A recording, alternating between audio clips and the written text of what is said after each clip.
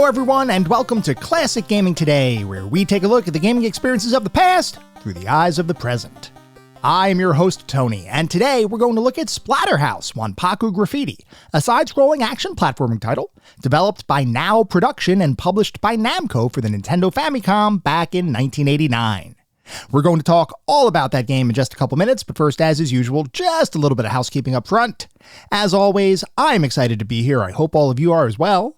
If you'd like to reach out, let me know how I'm doing, provide feedback, comments, suggestions, or just talk about classic games and technology in general. I would love to hear from you, and there are a few ways you can reach out. I have an X account with the handle @ClassicGamingT. I have an email address, which is classicgamingtoday@gmail.com, and we have our Discord server. The link is in the show notes. Discord is the best way to get in touch with me and the rest of the community around this podcast. We have a ton of fun out in Discord. We do weekly and monthly gaming challenges, prizes, rewards, discussions. We even do weekly movie reviews now. It's all out there. I highly encourage you all to check it out. I also highly encourage you to check out our Patreon. It's patreon.com/classicgamingtoday.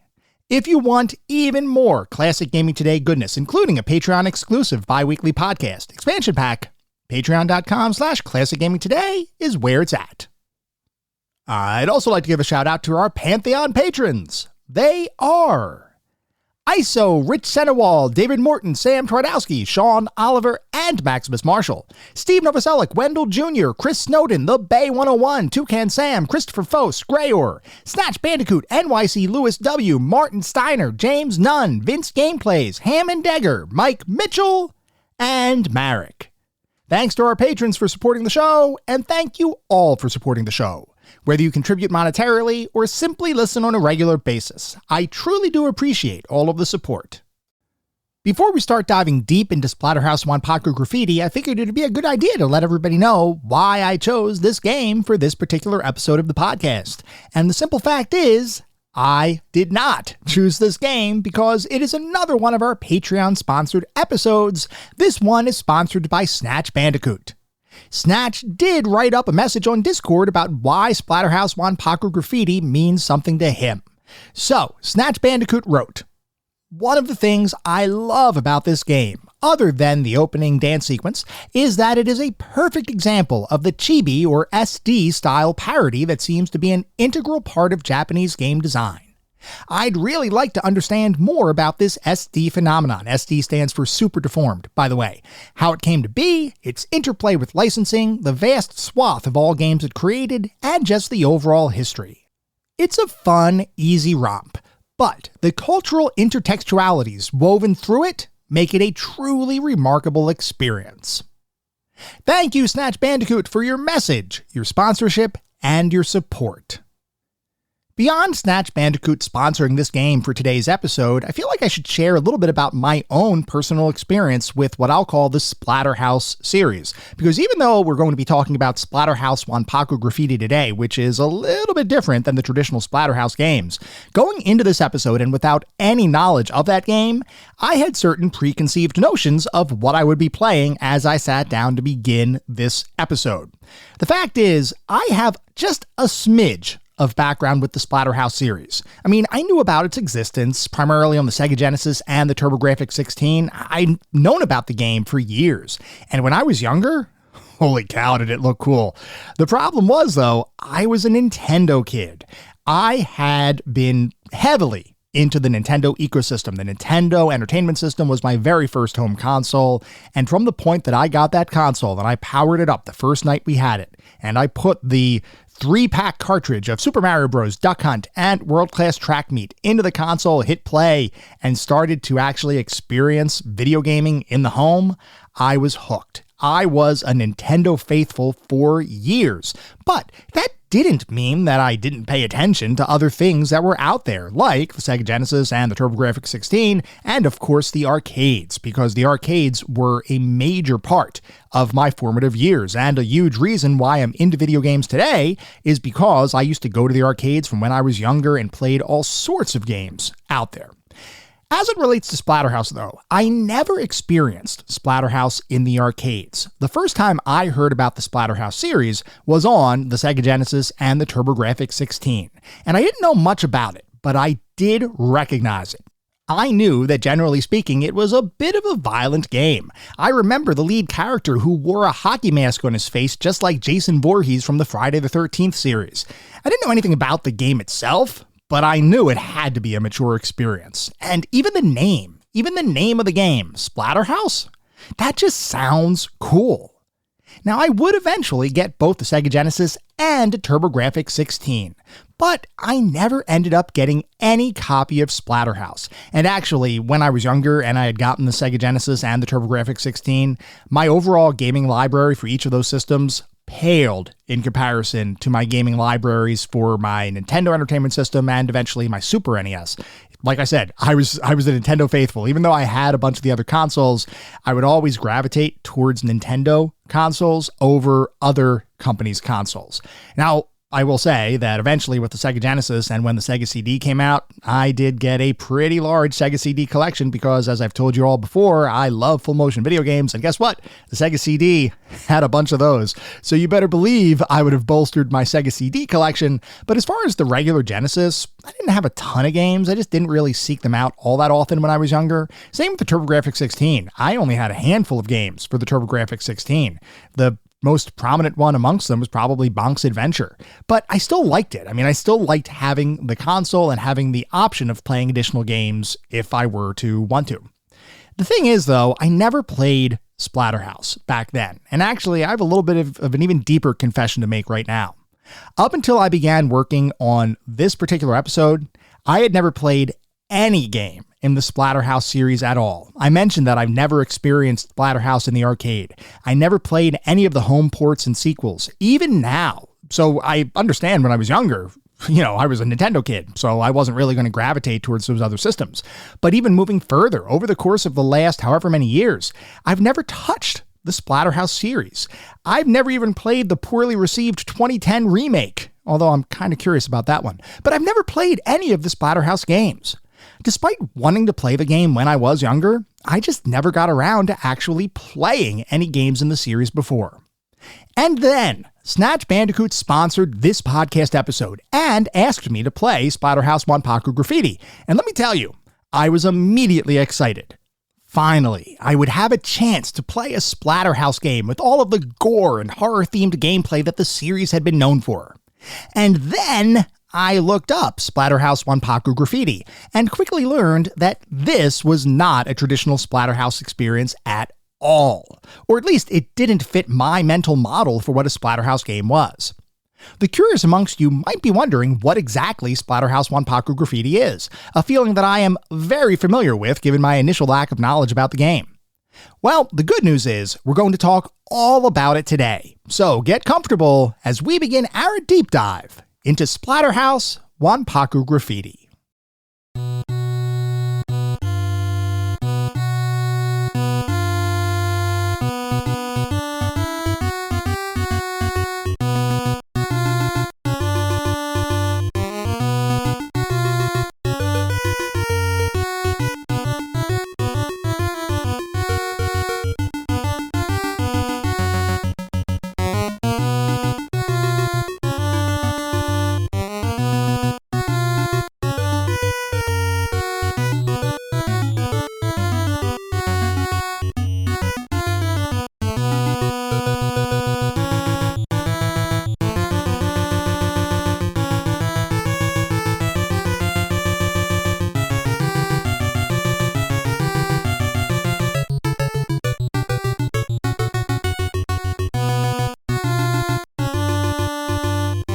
Splatterhouse Wanpaku Graffiti is a side-scrolling action platforming title developed by Now Production and published by Namco for the Nintendo Famicom back in 1989.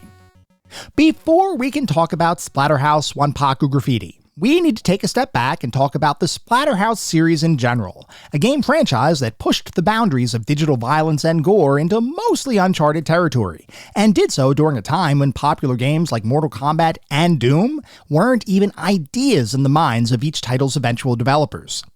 Doom and Mortal Kombat, alongside other violent and mature titles like Night Trap, would cause a significant amount of controversy shortly after they hit the market. And the fact is, the debate surrounding violence in video games, especially in the early 90s, was a big deal. Like we've talked about several times previously, Games like Mortal Kombat, Doom, and Night Trap would drive government agencies around the world to implement rating systems for the video game industry, similar to the rating systems that had been prevalent in the film industry since 1968, with the intention of protecting the youth of the world from seeing or experiencing content that they may not be mature enough to handle. And having been an almost teenage child when all of this controversy was happening, and one that was in some ways impacted by this controversy, I certainly have some opinions. I will tell you that back when I was younger, I thought the whole discourse on violence in video games was blown way out of proportion. I had experience with Mortal Kombat as a kid in the arcades, and then I played the Super Nintendo version because, like I mentioned a little bit ago, I was a Nintendo kid. So if I was going to get a game, I was going to get it on a Nintendo console. I remember what Mortal Kombat looked like in the arcade. It was awesome. There was bloods flying everywhere. It was all violent and gory, and the fatalities. Oh my goodness, it was awesome. And then I played it on my Super NES, and none of that was there. It was not there at all. And I just felt so betrayed almost that I couldn't get that experience on the home console. And I knew about what was going on in the industry. I understood that violence in video games was getting all this attention in mainstream media and in Congress and all these other government agencies around the world. The thing is, though, maturity isn't a one-size-fits-all kind of thing. And I feel like a lot of that conversation was driven by the fact that parents may not have actually known what they were buying their kids, or may not have actually known what their kids were experiencing. I mean, from my perspective, and now I can speak about this from being now a parent. I mean, I'm not a kid anymore. But as a parent, you really need to be involved in the process. You need to get engaged with the stuff your kids are experiencing. You need to take that step to understand what's happening and recognize that what can work for one child might not work for another child. I might be able to play a violent game and not want to go into the schoolyard and bust heads and pull spines out of bodies. There's another kid that might play that game and think, cool. You know what I mean? I mean, like, there's all sorts of personalities out there and all different levels of maturity. I remember as a kid, I was pissed off. I was so pissed that there was censorship happening in these games, because for me, it was just another aspect of a game. Did it need to be there? Well, no, I still had fun with Mortal Kombat on the Super NES, even though there was no blood there. It wasn't like it really detracted from the game. It just didn't feel like the full version of the game. And that was the thing that ticked me off. Why couldn't I, as a relatively mature 12-ish year old person, I mean 11, 12, somewhere around there, why couldn't I experience that? And the fact is, my parents, my family, they were engaged in the games that I was playing. I will say, though, my grandmother definitely did not like violent games. She really didn't. When the whole Super Nintendo Mortal Kombat thing came out, she had read an article in the paper and she said, "Tony, you don't have this game, do you?" And I said, "Well, I mean, I do, but it's okay, Grandma. It's on the Super Nintendo and there's no blood in it." And she said something to the effect of, "Nintendo's a great company." I'm like, "Yep, yes, they are."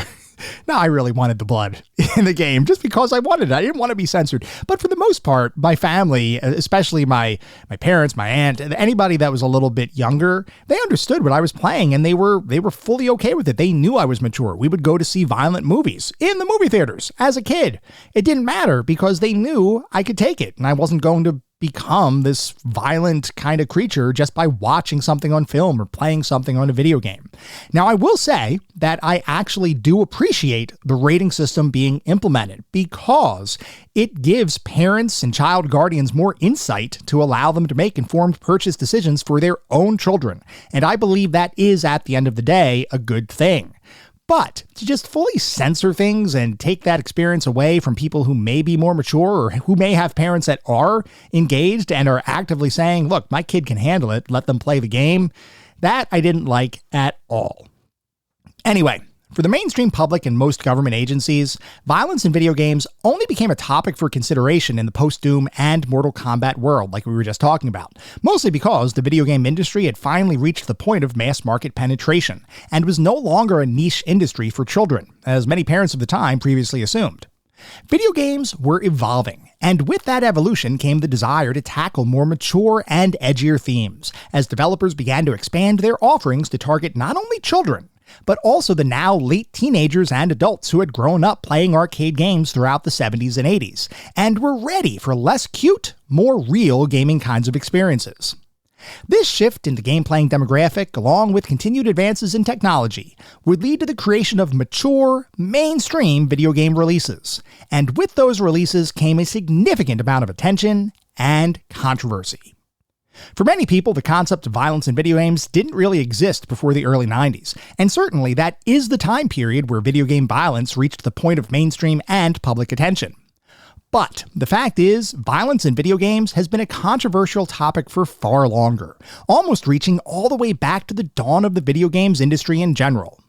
While the debate around video game violence reached a fever pitch in the early 90s, that's not to say that the controversy didn't exist previously. It's just that most violent games prior to the early 90s flew under the radar of mainstream consciousness. So you might be wondering, what was the first video game that stirred up some controversy because of its quote-unquote violent content? Well, the answer to that question is the 1976 arcade title Death Race. To understand how Death Race came to be, we have to take a look at its predecessor title, the 1975 arcade driving game Destruction Derby. Destruction Derby was originally created by the game development studio Exidy, and was intended to provide players with a fast-paced vehicular combat experience, where your goal was to drive your car around the screen and crash into other cars to score points. A simple concept, but one that would prove to be effective in garnering some impressive sales figures for the time. Destruction Derby was designed and developed by Exidy, but would ultimately be licensed to a different company, Chicago Coin, to manufacture and distribute in arcades around the world, which Chicago Coin would do, eventually releasing the title as Demolition Derby. Unfortunately, under the terms of the licensing agreement, Chicago Coin would become the sole distributor of the game, and when Chicago Coin began to experience financial difficulties shortly after Demolition Derby was released, the company couldn't actually pay Exidy any of the proceeds from sales of the title. And because Chicago Coin owned the license to the game, Exidy couldn't reassign that license to anyone else, making it so that Exidy's Destruction Derby and Chicago Coin's Demolition Derby were effectively stuck in limbo.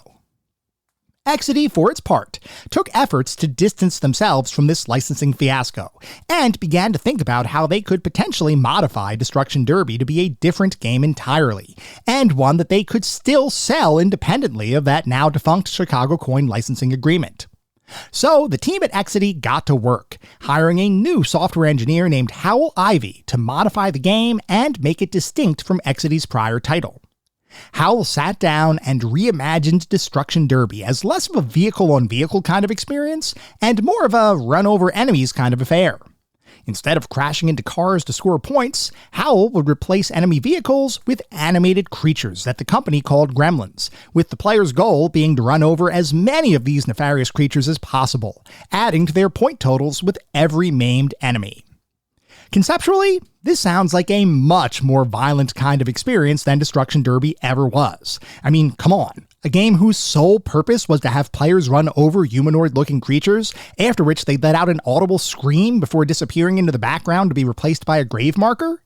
That's seriously violent stuff, especially in the mid-70s, a time in which the video game industry was still finding its footing.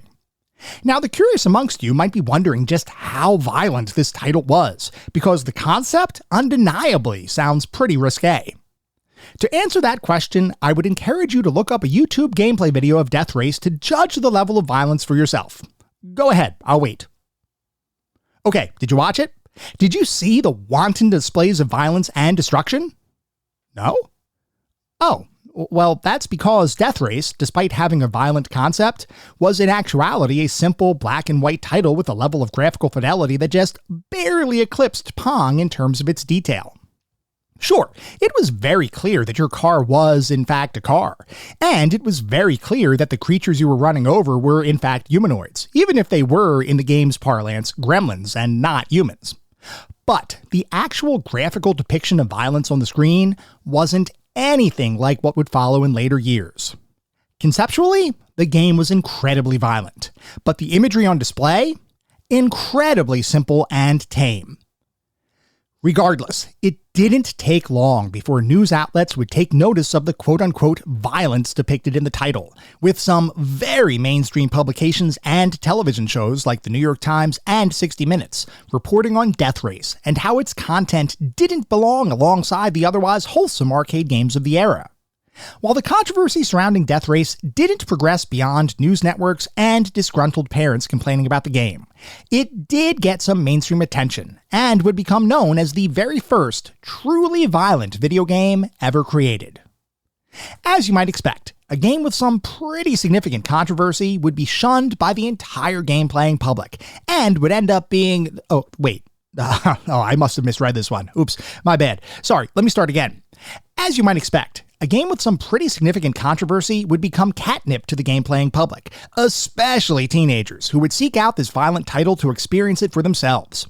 In fact, sales for Death Race skyrocketed after mainstream news outlets began talking about how violent the game was, and Exidy, for its part, did not shy away from that controversy. Quite the contrary, they relished in it, and would attempt to recapture that same lightning in a bottle years later. More on that in a little bit. Anyway, after Death Race was released in 1976, the discussion on violence in video games quieted down, simply because not many companies were willing to debase themselves by including pseudo-real-world violence in their titles.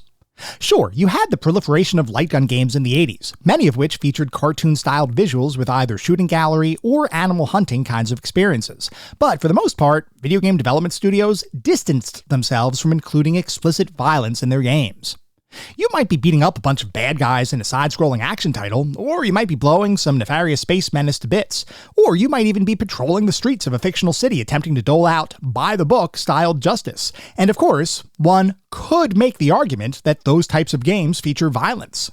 But as far as controversies go, things were pretty quiet after Death Race claimed the title as being the first truly controversial violent title, all the way back in 1976. This would all be well and good until 1986, when Exidy, the original creators of Death Race, faced a bit of a difficult financial hurdle to overcome.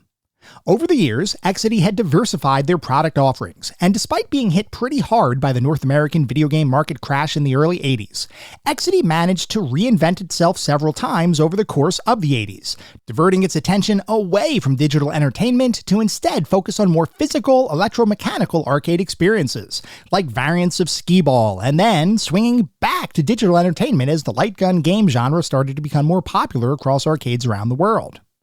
Exidy would bet big on light gun games, primarily because it was relatively simple to reuse their already existing hardware to repurpose it for light gun experiences. And between 1983 and 1986, almost every single one of the games Exidy released would feature light gun gameplay and mechanics, all built on the same hardware backend that nearly every Exidy title had utilized from the later 70s onwards.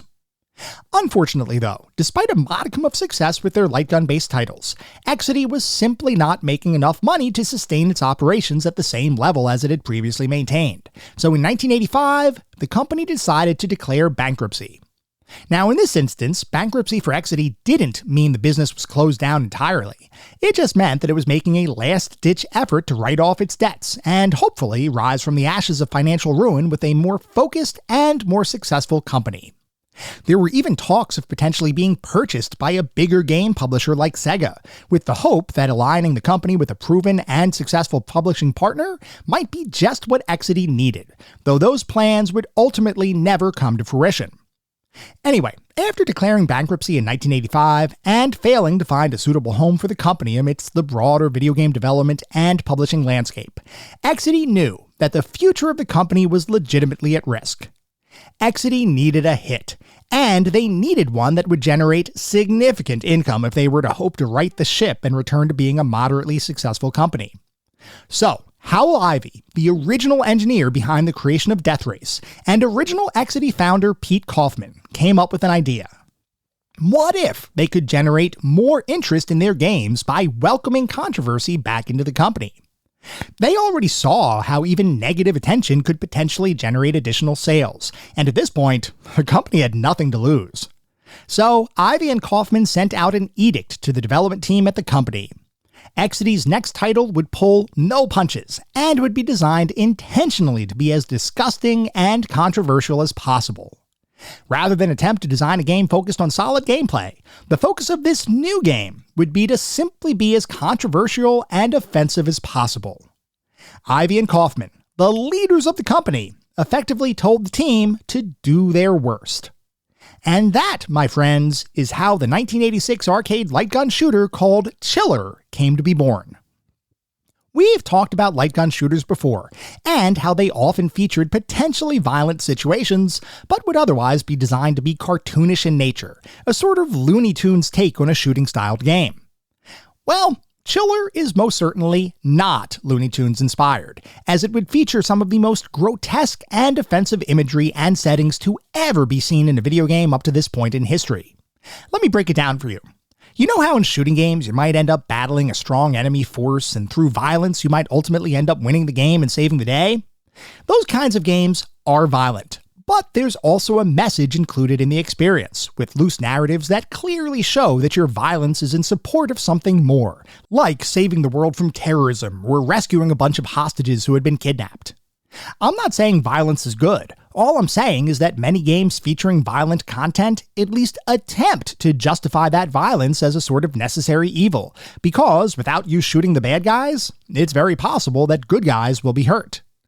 I know, this is a gross oversimplification, but the key takeaway is, most games use violence as a means to an end, and oftentimes, that violence is used against some form of evil or oppressive force that only exists to cause havoc and destruction. Chiller wasn't anything like that, and to understand what made Chiller so unique and offensive, all we need to do is take a look at the very first level of the game, which was simply entitled Torture Chamber. As you enter the titular torture chamber, you're greeted by a number of humans strung up in any number of torture-like devices.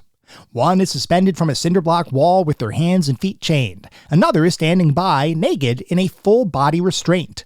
Yet another human is strapped into a guillotine with their head trapped under the menace of the guillotine's blade. And finally, another human has their head trapped in what I can best describe as a grape press, only in this instance, the grape is the individual's cranium. Beyond those seemingly live humans in various torture devices, a bunch of other gore and viscera fills the scene, with dismembered and bloody body parts strewn about the floor, bloody instruments of torture lining the walls, and a shelf featuring 3 gruesomely decapitated heads with their blank stares looking towards you, the player. So, that's the scene you enter as you begin playing Chiller, and you might expect that you need to save those individuals from certain death. Only here, that's an entirely invalid assumption. No, in Chiller, your goal is to dismember and kill these torture victims, while peppering your gunfire into the various torture devices to make them do your bidding. See that grape press in the corner? Well, shoot that spindle and see what happens to the guy's head trapped within it. Notice the guillotine blade hanging dangerously over a spread-eagled naked person? Shoot the blade and put her out of her misery. See the guy hanging on the wall? Shoot his limbs, dismembering his body 1 gunshot at a time. The issue with Chiller, beyond the obvious, is that none of these individuals, who the game classifies as quote-unquote monsters, ever pose any threat to you, as they are all fully restrained, just waiting for you to end their existence. In this way, the first stage of Chiller seemingly puts you in the role of the torturer, doling out gruesome and violent punishment to everyone in your chamber. Now, I recognize that this sequence would later be retconned to explain that all of these seemingly human torture subjects were, in fact, monsters posing as human beings. But even so, this one might be going a bit too far. And that's not even to mention how realistic for the time the graphics were, or the second stage in the game entitled The Rack Room, where one of your goals is to shoot a torture device to make one of these captives literally be stretched so much that their top and bottom halves of their body are no longer attached, with intestines and guts literally spilling on the table as you make your way through the stage. I'm not squeamish, but I do recognize bad taste, and Chiller, objectively, was designed with bad taste in mind. Despite the bad taste that was clearly on display, Chiller would be a somewhat successful title for Exidy, though interestingly, most of the game's sales would come overseas, as many United States arcades actively avoided purchasing the title, and its moderate success would unfortunately not save Exidy from shuttering its doors a couple years later. despite the controversy that Exidy hoped to attract. The simple fact is, Chiller went largely unnoticed by the majority of the game-playing population. Remember, this was in an era of gaming before the software ratings board, and video games, especially arcades of the time, were still considered a niche hobby without much mainstream attention, which is also why you don't really hear about Chiller at all when you talk about major controversies in gaming history. That being said, holy cow, would Chiller have been raked over the coals if anyone did actually know about it, because this game is legitimately more violent and more offensive than Mortal Kombat, Doom, and Night Trap put together. Interestingly, Chiller would receive a home console port as well, to the Nintendo Entertainment System? Yes, that's right. The home of Mario, Luigi, Zelda, and Link, and the paragons of virtuous, family-friendly entertainment would have Chiller, the Chiller, ported to their 8-bit console. Now, in all fairness, this was an unlicensed port, and the level of explicit gore on display would be greatly reduced for the NES version of the title. But this was still an incredibly offensive experience, and something that I'm sure Nintendo wishes never existed on their console, even if it was unlicensed. After Chiller, though not because of Chiller, the video game industry would continue to mature, and with that maturation came the desire to explore edgier and more violent content than what had previously been considered normal for the video game industry. Sure, you had outliers like Chiller, but for the most part, video game companies were in the business of providing intriguing gameplay scenarios that might feature violent situations, but wouldn't necessarily depict explicit violence and gore in their games. That stance, however, was about to change, spurred on by two new violent, though much more traditional kill the bad guys kind of experiences. One of those games was the run-and-gun shooter Narc, a 1988 title from Williams Electronics that would put players in the role of a drug enforcement operative who has been tasked with cleaning up the illicit drug trade plaguing the streets of Washington, D.C., and you've been given carte blanche to do whatever you need to do to make that happen. That means you could technically arrest the drug dealers you encounter. Or you could, shoot a missile at them, causing their body to literally explode into a mess of pixelated blood, guts, and burnt appendages. The other game, made around the same time as Narc, but with very different themes, was a horror-centric experience that put players in the middle of what was effectively their own horror movie, with a variety of creatures to bludgeon into bloody messes and a bunch of stages that got progressively harder the farther you played into the game. That second title, as you might have guessed, was the Namco arcade classic Splatterhouse. Splatterhouse was the brainchild of Namco game designer Shigeru Yokoyama, an individual who got his start with Namco all the way back in 1979 as a project planner, and who had, over the years, contributed to a variety of Namco classic arcade games, with perhaps the most well-known release from the late 70s and early 80s being Galaga, the vertical space shooter that served as the sequel to another Namco-created space shooter, Galaxian, from back in 1979. Throughout the 80s, Yokoyama would contribute to a number of Namco titles, though the majority of those efforts would be more behind-the-scenes kind of roles that often went uncredited. As the late 80s approached, though, Yokoyama would be given the opportunity to create a brand new arcade title, and serve as the game's director, the first time that he would ever be given the opportunity to direct his own game. The only question was, what would that new game end up being about? Like I mentioned earlier, game development studios were interested in expanding their games into more mature themes, and wanted to move beyond the more saccharine kinds of titles that had been prevalent across the majority of the video game industry of the time.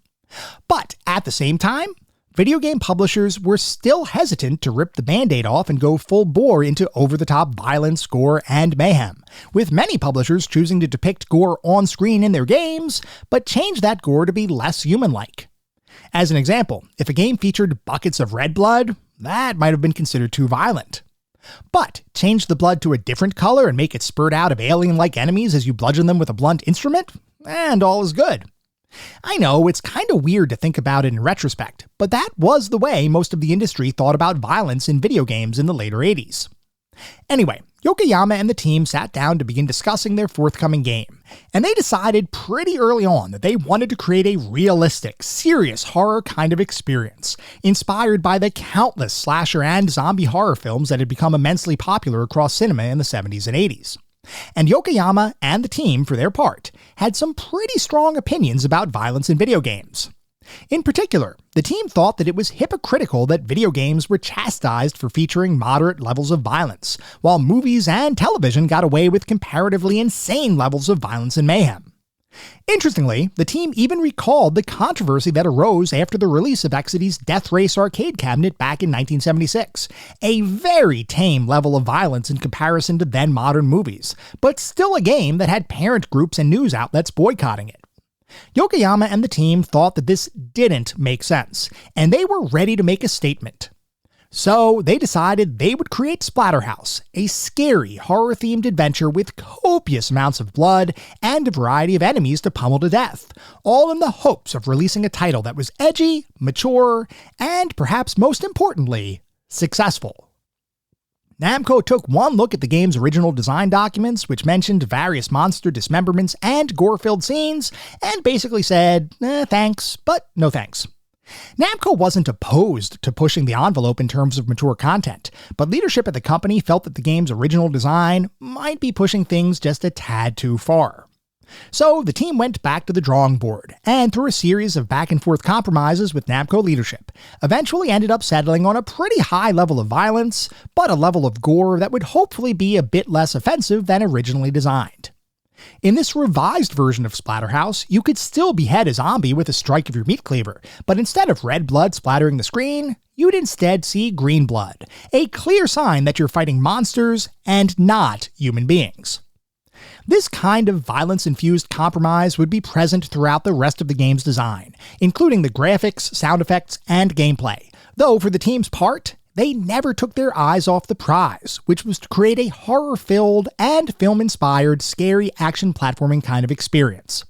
In fact, if you play Splatterhouse, you'll likely notice a number of film references embedded into the game. It turns out that all of those references were 100% intentional, and the team had great fun squirreling away various horror movie Easter eggs into the game's design, and exploration-focused players have taken it upon themselves to seek out pretty much every potential horror movie reference that might exist in the title, a fun diversion if you're looking for ways to spice up the feeling of playing the game.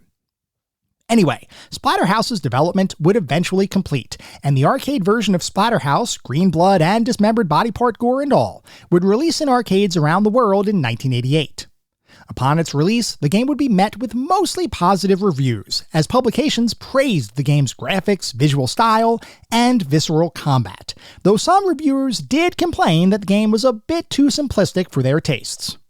Like I had mentioned earlier, I had never played any Splatterhouse game before creating this podcast episode, and though our focus isn't on the original arcade version of the game, I felt like I needed to try that version out to truly have a bigger picture view of what Splatterhouse was really all about. So I did in fact play the arcade version of Splatterhouse for the very first time for our discussion here today, and while I'm not going to dive into the nitty-gritty details of the experience, I do want to provide some context for some of the critical feedback that the game received. First and foremost, Splatterhouse in the arcade is a fairly simple side-scrolling pseudo-beat-em-up, though the creatures and monsters you face in the game don't have life bars that you need to deplete. You simply need to hit the enemies you encounter a couple times, and they'll die. Moving around the in-game world consists of pressing only left or right on your joystick, meaning you can really only move horizontally, and for the most part can really only move forward, since you don't have the ability to move backwards through parts of levels you've previously progressed past. And actually, if you don't move forward quickly enough, you'll actually be punished, because a wall of death will spawn on the left-hand side of the screen and begin moving towards you, which means you really don't want to dilly-dally as you're playing the game. Anyway, you move along a single horizontal plane as you make your way through 7 different levels, each of which is populated by a variety of bad guys and bosses. Luckily, you do have access to a variety of weapons to help you defeat your foes, including 2x4s, meat cleavers, and shotguns. And I have to say, there is definitely a weighty feel to each of those weapons as you bash your opponents into oblivion and make their bodies smash into walls and other parts of the environment. There's also a fair amount of gore, though like we talked about, because most of the violence in the game is obscured through the use of green blood as opposed to red blood, the game never feels quite as violent as its content would suggest. This is a purely psychological thing, because there should be no difference between red blood and green blood when you're talking about levels of violence. But I can tell you from personal experience that yes, the color of blood does make a difference when evaluating how violent something feels or appears. Moving past the green gore, most of the game is a pretty simple affair. You move right, you attack enemies, you do some light platforming, and you make your way to the boss of each stage. In this way, I can completely resonate with what some reviewers suggested, which is that Splatterhouse in the arcades was not that deep of an experience.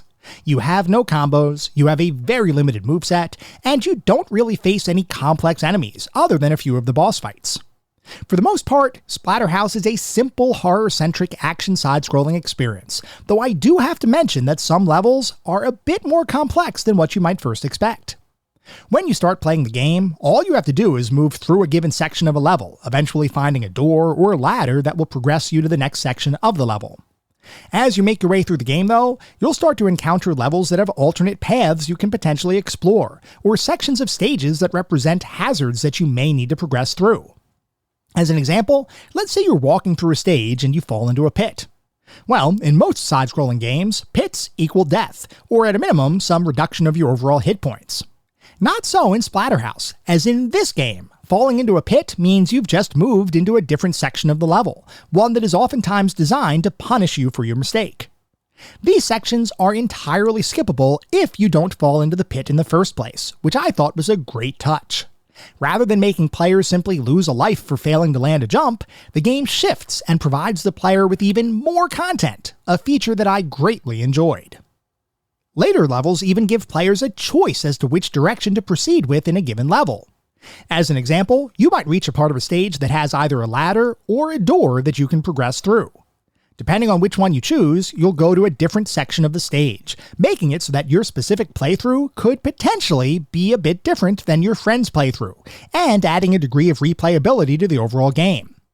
Now, after playing and beating Splatterhouse, I can safely say that this isn't a game that needs to be replayed, as I felt pretty darn content playing through the game once.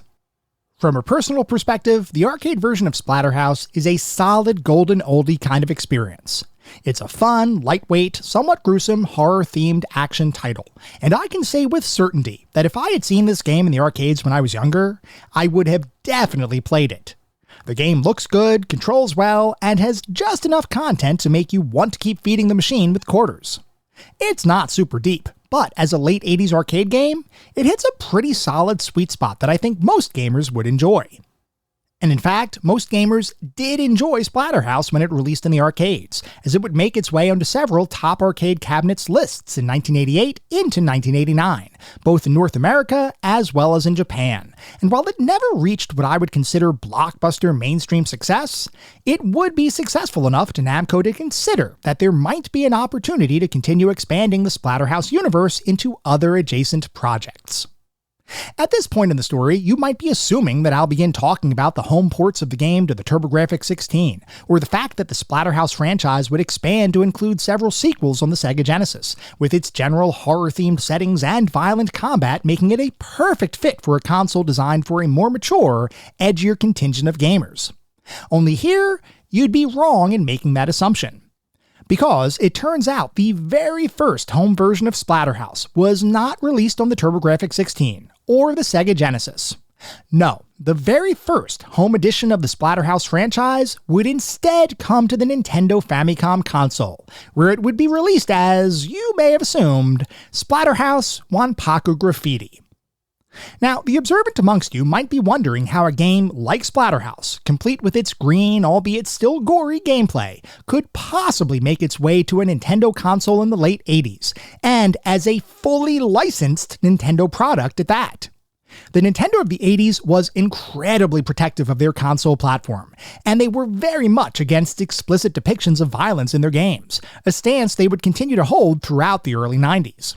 Sure, there were violent games on the console, but none of them featured what I would consider explicit or objectionable graphics. Look at a game like Ninja Gaiden.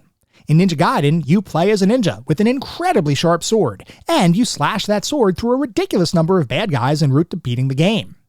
You could argue that at its core, Ninja Gaiden was a violent game. Or consider Contra. In that game, you're playing as a highly trained soldier who uses a variety of guns and heavy weaponry to mow down hordes of enemy soldiers. Once again, undeniably a violent game. But in both of those experiences, and countless others, the games do a great job in reducing the feeling of violence while playing the game. In Contra, you shoot a bad guy and they simply bounce away from you and disappear. Same kind of thing in Ninja Gaiden. Heck, even Super Mario Bros. Features a protagonist who effectively curb stomps any enemies that gets in his way. But the way violence is depicted in those games is very tame and almost cartoon-like, making it so that none of those titles ever really tripped Nintendo's radar as being too violent for children to play. A game like Splatterhouse, though, with beheadings, showers of green blood, and eviscerated enemies, that might have been a bit too much, and you have to wonder what Namco was thinking when they hired frequent collaborator Now Production to make a version of Splatterhouse for the Famicom home console. How could this possibly work? Well, the answer to that question is incredibly well, as Namco and Now Production reconceptualized Splatterhouse as a much more comical, semi-kid-friendly parody of the original experience, complete with deformed characters, cutesy enemy design, and expanded platforming sections, effectively taking the Splatterhouse framework and making it much less serious. It would still retain the core gameplay mechanics that made Splatterhouse in the arcades a popular title, like the frequent movie references, a Jason Voorhees-like masked protagonist, and a solid-feeling combat engine featuring both melee and ranged weaponry. But the rest of the experience? Very different than its arcade counterpart. The team that made the original Splatterhouse in the arcades wanted to create a serious, gritty, and mature horror-themed title based on the popular slasher movies of the time, and it did so with great effect. Splatterhouse Wanpaku Graffiti was intended to be a parody of that experience. It'd still be part of the Splatterhouse universe, but it would skew away from serious horror, and more towards parody, and in the process, would create a very distinct experience in comparison to the original title. The team behind Splatterhouse Wanpaku Graffiti decided to create their game using the chibi, or sometimes referred to as super deformed, art style, wherein individual characters and artwork are redefined to be more cute and childlike than what you might see in a more serious kind of artistic style. The chibi art style got its start in Japan, with the first mainstream examples of super deformed kinds of artwork appearing in various mangas that gained a great deal of popularity over the years. Many attribute the origins of chibi and pop culture to legendary manga artist Akira Toriyama, the creator of Dragon Ball, as well as the character artist behind classic Japanese role-playing games like Dragon Quest and Chrono Trigger, while others suggest that another manga legend, Osamu Tezuka, who many have nicknamed the Walt Disney of Japan, was the true originator of the super deformed art style that would become insanely popular throughout the 70s and 80s. Others still suggest that the true origins of the chibi art style date back to the 1300s, where simple artwork by forgotten Japanese artists would first display the unique character proportions that would eventually evolve into the super deformed style prevalent today. From what I can tell, there is not a definitive origin of the chibi art style, though nearly everyone agrees that the manga of the 70s and 80s was the spark that popularized the style across Japan. Now, some of you might be wondering exactly what the chibi art style actually is, because unless you're a frequent reader of manga or a watcher of anime, you may not be as familiar with this particular style of character design. In simple terms, the chibi art style is often marked by character proportions that accentuate the head and face, often making those features significantly larger than the rest of a character's bodies and other features. Typically, everything about a character other than the head and face is less detailed, with most of the focus being the creation of characters that can display extreme emotions using various facial expressions, because, well, the face is the most prominent feature of a character that's often used in the chibi art style, so it makes sense that this would become a main focus of any artist attempting to convey emotion using that style of art. Anyway, this style of art that originated in Japan would become insanely popular around the world, and some people might be curious why that would be, because you might assume that simply exaggerating certain characteristics of a character's design wouldn't automatically endear those designs to the broader public.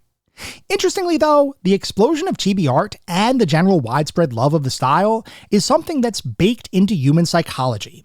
That's right, There have been actual psychological studies done to figure out why human beings in general prefer certain art styles over others, with several studies in particular determining that human beings in general are drawn to baby-like features, which is why most people have an almost instinctual urge to want to nurture and love babies.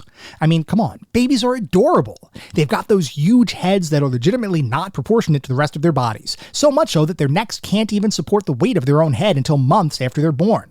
They've got huge, expressive eyes that, speaking from personal experience, you just want to stare into as you realize you will protect this newborn creature forever. And they aren't exactly subtle with their emotions. For the most part, babies evoke a sense of innocence that compels an almost immediate emotional connection. And it isn't even a choice. It's effectively shared human psychology. So it stands to reason that designing artwork intended to mimic these baby-like features, with a small body, oversized head, and expressive features, would almost certainly appeal to the masses. And in this instance, that assumption is spot on, as chibi art has swept across the world to become truly mainstream, and something that countless individuals across the globe truly love. While the chibi art style became popular through manga and anime series, it would also become a common style used in game design, even as far back as the 80s, where various pixel art titles would feature the same kind of character designs that we were just talking about, with oversized heads, diminutive bodies, and overly expressive features. And the reason behind the use of the chibi art style across the video game industry is rooted in a couple of different concepts. For one, the art style is, generally speaking, something that appeals to nearly everyone, which means any game made using that style would immediately be more accessible than other less approachable or more mature designs.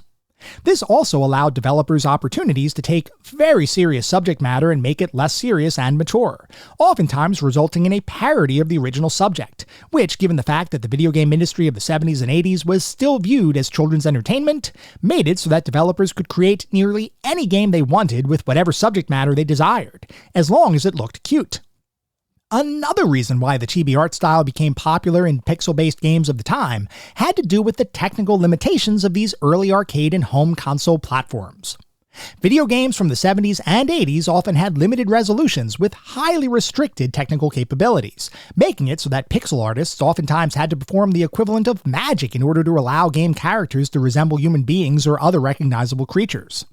When designing these earlier pixel-driven games, characters often featured oversized heads to facilitate the inclusion of more human features, because how the heck can you fit hair, nose, 2 eyes, ears, and expressive features in a space that might be an 8x8 pixel grid, if you're lucky? The answer is, you often don't, unless the head is oversized, which gave artists a bigger palette to include the kinds of features you'd typically expect to see in a person, and would, in turn, make those designs more accessible to anyone who would happen to play a particular game. Anyway, the chibi style of art would become prevalent across all forms of media, including video games, and would be the core artistic style found in Splatterhouse Wanpaku Graffiti, where it would be used to parody the original Splatterhouse title, while also making the experience appear much more innocent and child-friendly, even though at its core, the subject matter is still themed around more mature horror movie kinds of tropes. At this point, you might be wondering how Splatterhouse Wanpaku Graffiti was received by the game-playing and critical communities when it eventually released on the Nintendo Famicom console back in 1989, and I will admit, I was curious too. Interestingly, however, it turns out that this particular version of Splatterhouse has received next to no attention at all, both at the time of its original release, as well as in later years. In fact, anytime you do see an article about Splatterhouse Wanpaku Graffiti, it's usually under the guise of being a hidden gem, or something that most gamers overlooked. From my perspective, the primary reason behind the game's mostly unknown status stems from the fact that the game was released solely in Japan, and wouldn't make its way to international regions until 2020, where it was included as part of the Namco Museum Archives Volume 1 compilation. Before 2020, you'd have had to either really be into Japanese exclusive titles, or really into the Splatterhouse series in order to know of its existence. Because of the relative obscurity of the title, critical and commercial performance of the game is largely unknown, though from what little I could gather, anyone who does play the game finds it to be a fun, engaging experience, and one that featured similar mechanics to a number of other NES-styled action platforming experiences. How does it stack up to those other experiences? Well, keep listening and you'll find out, because we're about to dive even deeper into Splatterhouse Wanpaku Graffiti.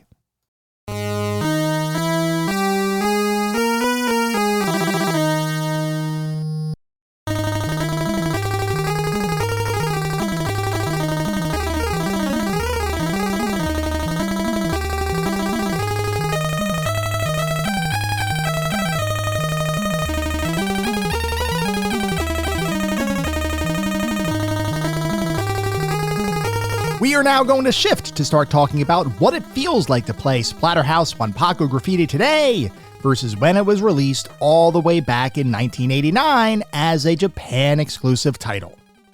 Splatterhouse Wanpaku Graffiti is at its core a side-scrolling action platforming experience where you'll progress through 7 different levels, many of which have multiple sections that you'll have to make your way through, including a variety of enemies to dispatch, mini-bosses to defeat, and full-fledged bosses to conquer. Pretty much just like any other action platforming experience. And overall, I have to say that Splatterhouse Wanpaku Graffiti is a pretty simple experience, and even the controls easily demonstrate that simplicity. You can walk from side to side using your D-pad, you can jump, and you can attack, and that is literally all there is to the gameplay. There is, of course, a bit more nuance to the overall experience, with a number of different platforming sections that will test your jumping accuracy, a variety of different enemies that have their own patterns to learn, and several environmental hazards that might make certain sections of the game a bit tricky. But regardless of the different scenarios you'll find yourself in as you play the game, the controls themselves are very simple and honestly, incredibly effective.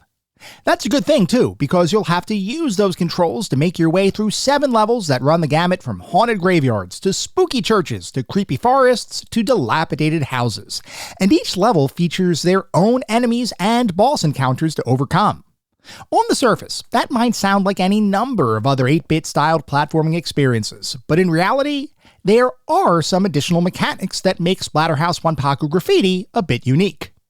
For one, there's a pseudo level up system included in the game, where after you defeat a certain number of enemies, your overall available hit points will increase. When you first start playing, the number of enemies to defeat will be relatively low, but as you continue to quote-unquote level up, the number of enemies standing between you and a hit point upgrade will increase. Which is a good thing too, because there will be occasions where you'll be overcome by enemies who will undoubtedly hit you and begin to deplete your hit points. Luckily, there are several restorative items in the game, including candy and hamburgers that can help to replenish your hit points, and occasionally enemies will even drop some of these health restoration items, allowing you to keep playing the game and hopefully progressing through each stage. Despite your best efforts though, you will occasionally die, which in many games from around this era can be a bit of a pain to recover from. Luckily though, it turns out that Splatterhouse Wanpaku Graffiti is one of the more player-friendly 8-bit platformers that I've had the pleasure of experiencing. In each stage, you'll reach different checkpoints, most often coinciding with the point that you move on to a different subsection of a given stage. If you end up dying after one of those checkpoints, you can continue from that location, which is a great touch, though you do end up losing some of the health upgrades that you've acquired. Unfortunately, you do have limited continues, and if you deplete all of them, it's game over. Luckily though, the game employs a very simple password system, with each of the game's stages being assigned a different code that you can input if you've lost all of your continues. Doing so will restart you at the beginning of a given stage with all of your continues replenished, but at the same time, all of your health upgrades depleted.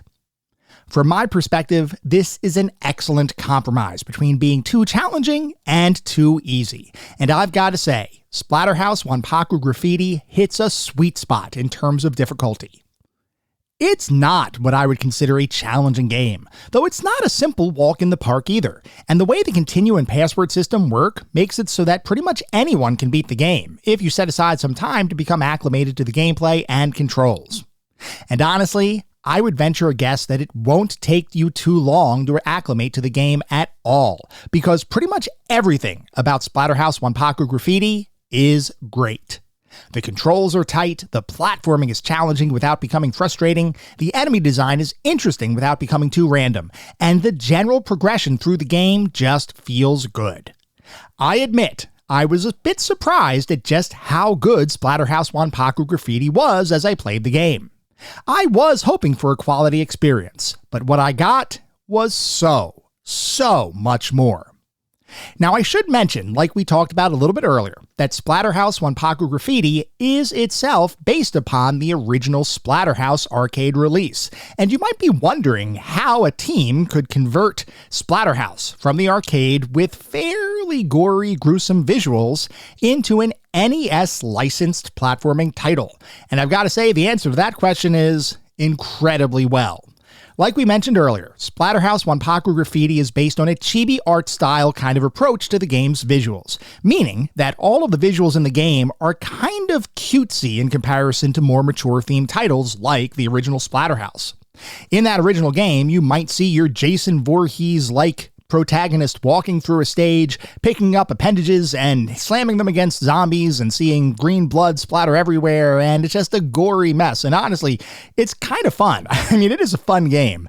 And like I mentioned a little bit ago, it's definitely a game that if I were reviewing it, would achieve around golden oldie status.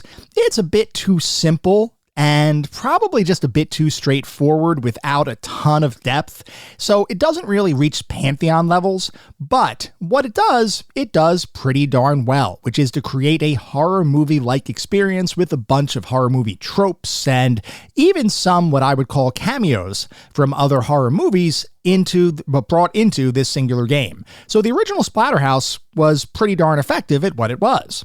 Splatterhouse Wanpaku Graffiti is effectively a parody of that original game. You'll get similar kinds of enemies, you will get a similar looking protagonist with the same Jason Voorhees-like hockey mask on, and you'll progress through stages that are reminiscent of that original Splatterhouse experience. Now, as we'll talk about a little bit when we get to the story, this game actually acts as a prequel to that original Splatterhouse experience, which is kind of an interesting touch if you look into the lore behind the game. But putting that aside, Splatterhouse Wanpaku Graffiti is a standard NES platforming experience. It's got some action, it's got interesting gameplay, albeit very simple. I want everybody to recognize this is a very simple game. It is a simple take on the original Splatterhouse. But the thing is, I mentioned that the original Splatterhouse was a fairly simple experience, and honestly, Splatterhouse Wanpaku Graffiti is simple itself. But in that simplicity, specifically with Splatterhouse Wanpaku Graffiti, lies greatness.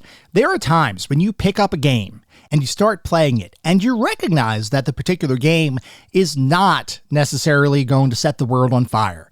There may not be innovative features. There may not be anything truly unique about it in comparison to other games. Now, I would argue that Wanpaku Graffiti does benefit from having the art style that it does, because that just visual appeal sets it apart from other platformers of the time. But generally speaking, there's nothing special about Wanpaku Graffiti. It's a game, it's an 8-bit platforming action experience, and it works. The controls work, everything just works.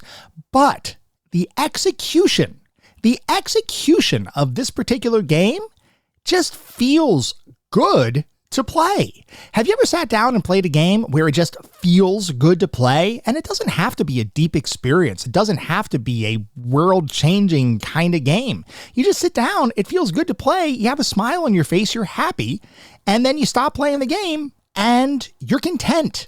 That's exactly what Splatterhouse Wanpaku Graffiti is. There are other elements we'll talk about in a little bit to the overall experience of playing the game, but at the end of the day, Splatterhouse Wanpaku Graffiti is just a good game. It's a simple game, but it's one that I greatly enjoyed playing. And we're going to talk more about why I think Splatterhouse Wanpaku Graffiti was an awesome experience in just a little bit.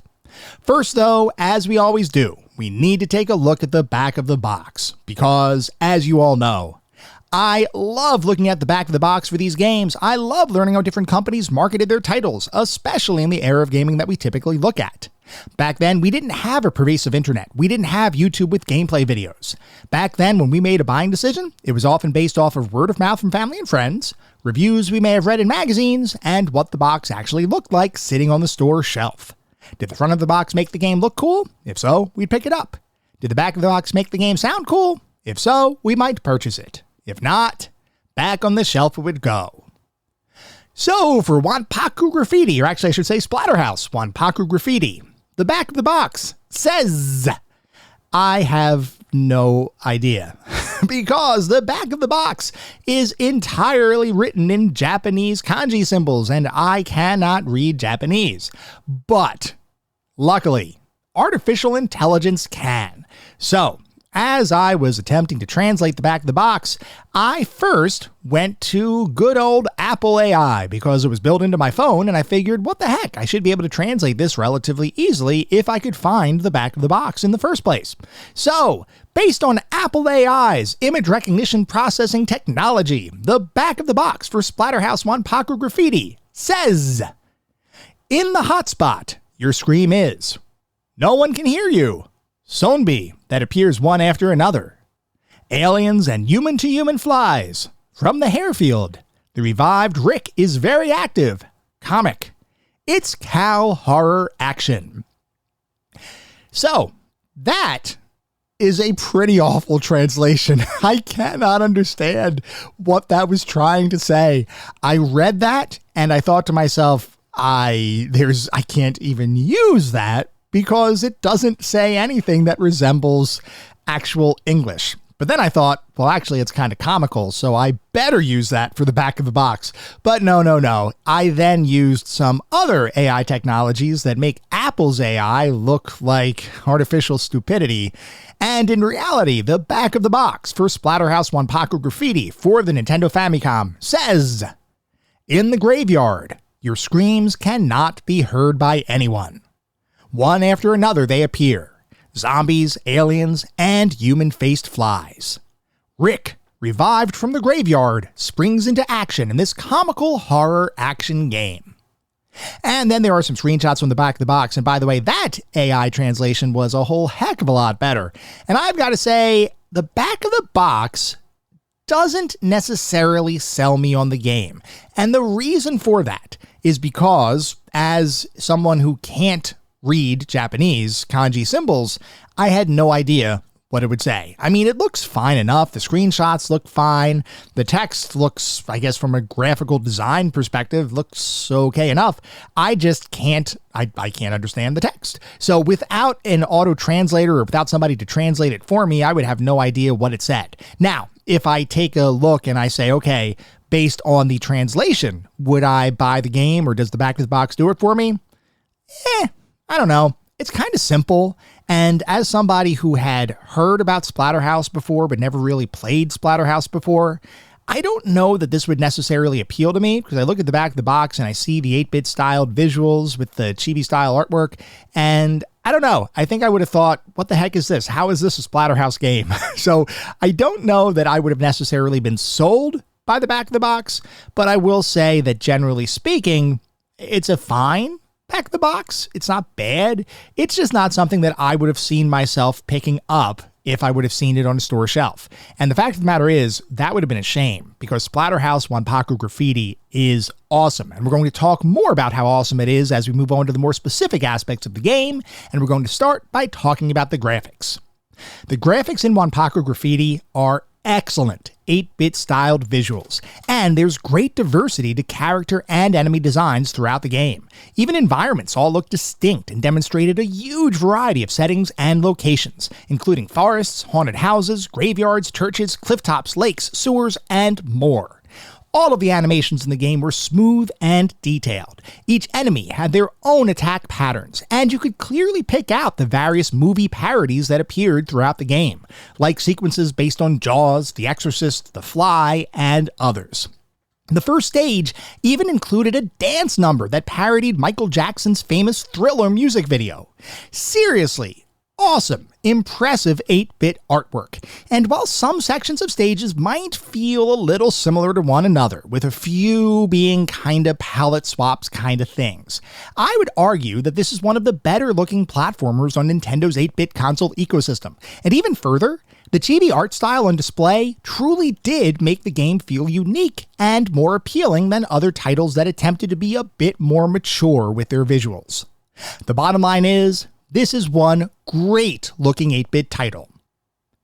Moving on to the sound and music, there was great music throughout the entire game, and each of the musical pieces fit the action on the screen perfectly. Many stages even had different and unique themes peppered throughout them, and the attention to detail that the audio team placed on the game is to be commended. This is even prevalent in the game's secret levels, where there are unique, full-fledged themes that accompany each of those unique locations, and I would venture a guess that many players will never even hear those themes unless they realize there are some hidden secrets waiting to be found. I was legitimately surprised at how much I enjoyed the music here. The sound effects, meanwhile, were all fine.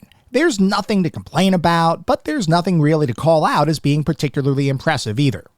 They're here, they work, and they feel right. Overall, the auditory environment in the game was great, and I literally have no complaints. Moving on to the narrative and story, the game starts with a woman, Jennifer, crying over a gravesite, presumably mourning the loss of someone she was close with. That person, it turns out, is Rick, the protagonist of the Splatterhouse series. While it's unclear why he's in the grave to begin with, you can likely surmise that he has at some point died. Luckily for Jennifer and Rick, a bolt of lightning strikes the grave and Rick becomes reanimated, effectively returning to life. Unluckily for Rick and Jennifer, though, another lightning bolt strikes an adjacent grave, awakening the evil Pumpkin King, who wastes no time at kidnapping Jennifer and leaving the area. As you might imagine, Rick doesn't take kindly to the Pumpkin King stealing his lady, so he sets out on a revenge quest to save her from the dastardly demon. Can you save Jennifer and defeat the Pumpkin King? There's only one way to find out. As an 8-bit era platformer, there isn't a whole lot of depth to the story here, but honestly, that's entirely okay, as I've long maintained that you don't need a ton of narrative in a gameplay-centric action platforming experience. I always appreciate the inclusion of some story though, and for its part, Splatterhouse Wanpaku Graffiti actually has a bit of a plot twist at the end of the game that will make you reconsider the experience that you just played through. No spoilers here, but I did think the ending was a nice touch to add for people who were interested in experiencing more of the game's underlying story. No complaints here at all. The story that's included was perfect for this style of game.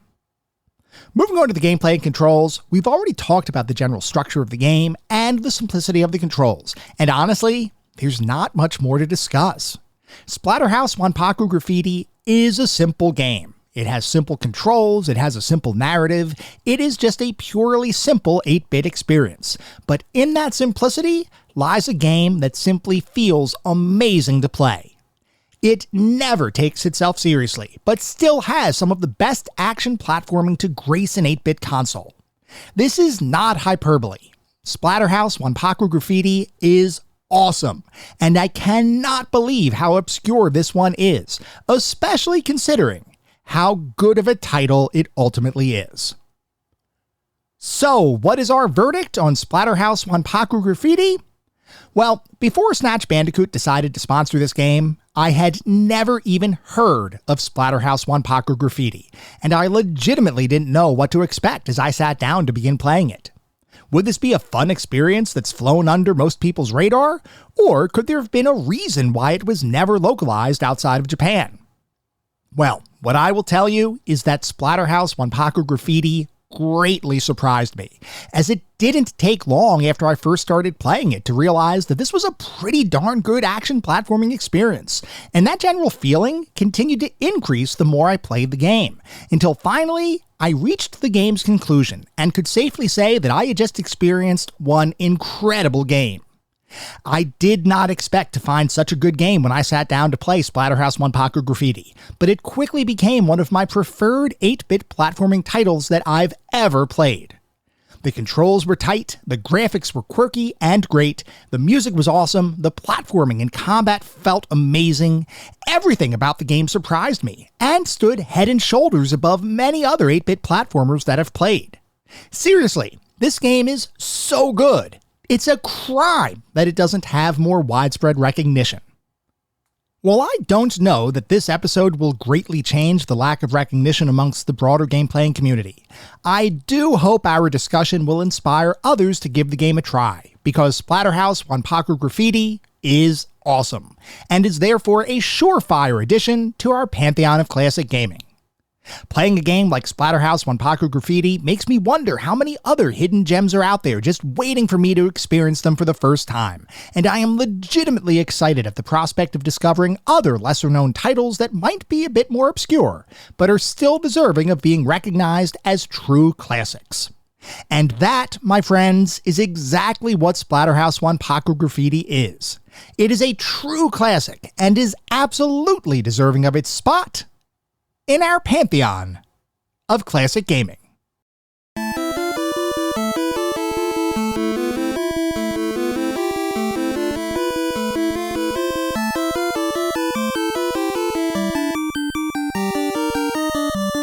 It is now time for this week's set of gaming challenges, and they are all, of course, focused on Splatterhouse Wanpaku Graffiti.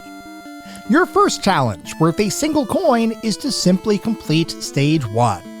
Stage 1 is a relatively simple experience, as is the majority of the game. If you can beat Stage 1 though, you will earn 1 coin. Your second challenge, worth 2 coins, is to find your first hidden crystal. There are a couple of hidden crystals strewn about the game world. If you find them, you will find yourself in a secret level. If you can find your first hidden crystal, you will earn 2 coins. And finally, your third challenge, worth 3 coins, is to beat the game. Splatterhouse Wanpaku Graffiti is not a difficult game, and it's actually very user-friendly in terms of continues and passwords and all that kind of stuff. If you can beat the entire game, you will earn 3 coins. As always, post proof of your accomplishments out on the CGT Gaming Challenges channel over on Discord. Good luck! You're going to need it.